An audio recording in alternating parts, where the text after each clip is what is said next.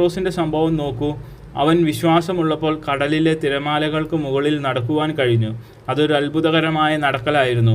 തിരമാലകൾക്ക് മേൽ നടന്നതിൽ എനിക്ക് അല്പം അവനോട് അസൂയയുണ്ട്. എന്തു പറഞ്ഞാലും പത്രോസിൻ്റെ വിശ്വാസം തുടർന്നിരുന്നുവെങ്കിൽ അവൻ അറ്റ്ലാന്റിക്കിനെ മുറിച്ചു കടന്ന് അമേരിക്കയിലേക്ക് നടക്കുമായിരുന്നു. പക്ഷേ അപ്പോൾ പിന്നിൽ നിന്ന് ഒരു വലിയ തിര വന്നു. അവൻ പറഞ്ഞു, ഇത് എന്നെ വലിച്ചഴച്ചു കൊണ്ടുപോകും. അതിനുശേഷം മറ്റൊരു തിര. അവൻ നിലവിളിച്ചു, ഇതെന്നെ കവിഞ്ഞു പോകും. അവൻ ചിന്തിച്ചു, ഈ തിരമാലകൾക്ക് മുകളിലൂടെ നടക്കുവാൻ ഞാൻ എങ്ങനെ ധൈര്യപ്പെട്ടു? പിന്നെ പത്രോസ് മുങ്ങിപ്പോയി. വിശ്വാസമായിരുന്നു പത്രോസിൻ്റെ രക്ഷാകവചം. വിശ്വാസമായിരുന്നു അവനെ ഉയർത്തി നിർത്തിയ മായാമന്ത്രം. പക്ഷേ അവിശ്വാസം അവനെ താഴോട്ട് മുക്കി. നിങ്ങളും ഞാനും നമ്മുടെ ജീവിതകാലം മുഴുവൻ വെള്ളത്തിന്മേൽ നടക്കേണ്ടി വരും എന്ന കാര്യം നിങ്ങൾക്കറിയാമോ? ഒരു ക്രിസ്ത്യാനിയുടെ ജീവിതം എല്ലായ്പ്പോഴും വെള്ളത്തിന്മേൽ നടക്കുന്നത് പോലെയാണ്. എൻ്റേതങ്ങനെയാണ്. ഓരോ തിരയും അവനെ വിഴുങ്ങുവാൻ ശ്രമിക്കും, എന്നാൽ വിശ്വാസം മാത്രം അവനെ നിലനിർത്തും.